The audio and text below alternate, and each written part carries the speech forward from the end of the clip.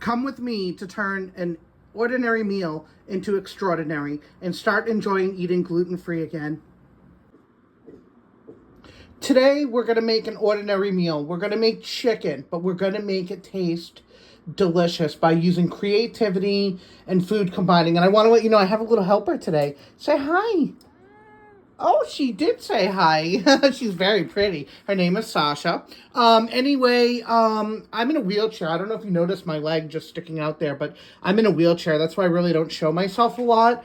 Or ever. I haven't yet. But anyway, I'm sick with Lyme disease and I have a brain injury, so I can no longer walk, but I can stand up and get things from the table. But enough about me. So we're going to do this rice, Lundberg rice. I'll flip this over.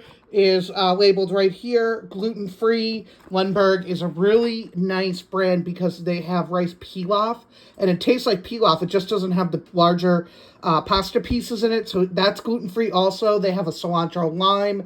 They have Spanish rice. They have plain rices that you cook that I use a lot. But anyway, this is chicken and herb. And honestly, I love rice-a-roni, but that is not gluten-free. And to me, this is the closest thing. This particular flavor right here, chicken and herb, tastes like rice-a-roni. So we're going to cook with that today, and we're going to use that. Just follow the package directions. I'm not going to show you how to cook it. The directions are right on the back. But we're going to come over here, and I have the chicken in the pan. So the chicken, the pan is already oiled and greased, and then I lay the chicken in a single layer, making sure that they're not overlapping as much as you possibly can. And then I had talked about this before, the Perfect Pinch rotisserie chicken seasoning, and that is labeled gluten-free by McCormick, and I heavily sprinkle this. Let me just get this all sprinkled. Now, so that I don't have to dirty, see, I sprinkle it heavily, so that I don't have to dirty a pan, what I do is I flip it right in the dish. So I'm flipping everything. I don't know if you can see that. I'm trying to get it in focus. I'm flipping each piece over so that you can coat both sides without dirtying a pan. Because one thing about gluten-free is you're going to do a lot more cooking so that you're satisfied and so that you're eating good food combinations and good food pairings, but you don't want all the extra dishes. So I turn this over, and then I turn my stove on to a medium-high, and I just season the top of that. I hope I'm getting this in frame. And so I'll tell you, this chicken is the best. I never buy chicken breast anymore. I buy chicken breast tenders. And see that little white piece, like those, that one's a little piece of tendon. If you get just the chicken tenderloins and they don't say breast tenderloins, they have a big, huge cartilage in them, and it's disgusting, and you don't really want to deal with it. But this has very little cartilage in it. You might get a piece here and there, but you can literally just pop it off with your finger because it's not throughout the whole meat. So the chicken breast tenders, and they cook up so tender and juicy. I just cook them to the white in the middle, and I make sure they're completely heated throughout. So I start this off in a frying pan, and then I cover it because you want to also create almost like a Dutch oven type of an oven setting so that they do cook throughout. How I know they're done, I never went to cooking school. I'm self-taught. And so I just cut them open and make sure that they're cooked throughout. The other thing we're going to do, I got everything all set up here, is we're going to do spinach stuffed portobello mushrooms. So these are my mushrooms. I get the huge, giant ones, and then I just eat half of a mushroom, some rice, and like 3 or 4 pieces of chicken. 3 or 4 will fill you up and give you plenty of protein. So this is spinach, about a cup of spinach. I use the frozen, so I just kind of crunch and massage the bag to make the pieces small. That's all garlic. I use the minced jarred, and an egg, and then we're going to add, I'll do this right on camera, it's spinach and feta stuffed mushroom caps. A good amount of spinach. And then you go ahead and you stir that. So I'm going to stir that off camera and come back and show you what it looks like. I knew I would forget something. Yeah, you add about a tablespoon of oil and some onion powder too. Sorry, so garlic and onion. And then it's going to look like this. It's not really an omelet, but it is, contain egg, but you don't want it like really soupy. You want it to, it's going to firm up really nicely. So I'm going to top my mushrooms and be right back.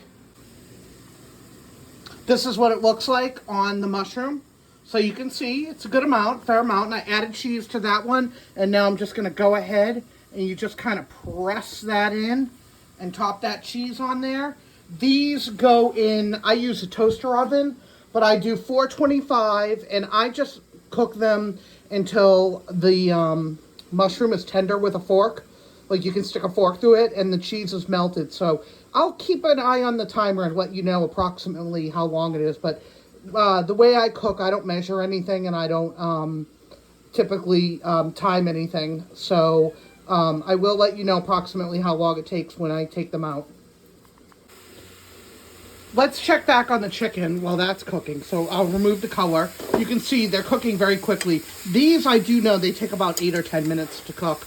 They don't take long at all. So I'm stirring this up, and it's hard to do with one hand. Let me see if I can get a good view here. So, and hold the pan. Yep, so there you go. Just kind of release them from the pan.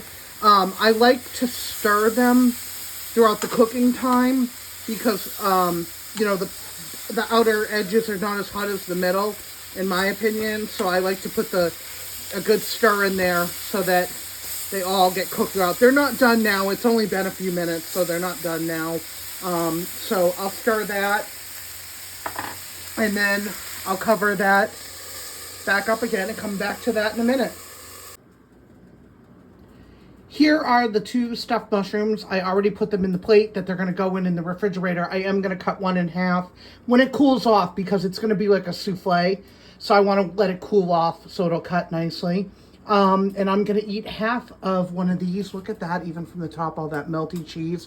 That was about approximately 22 minutes at 425. I cook almost everything at 425.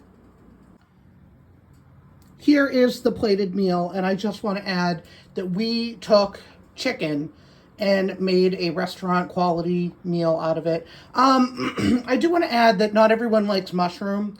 So if you don't like stuffed mushroom or mushrooms in general, you did still learn how to cook chicken.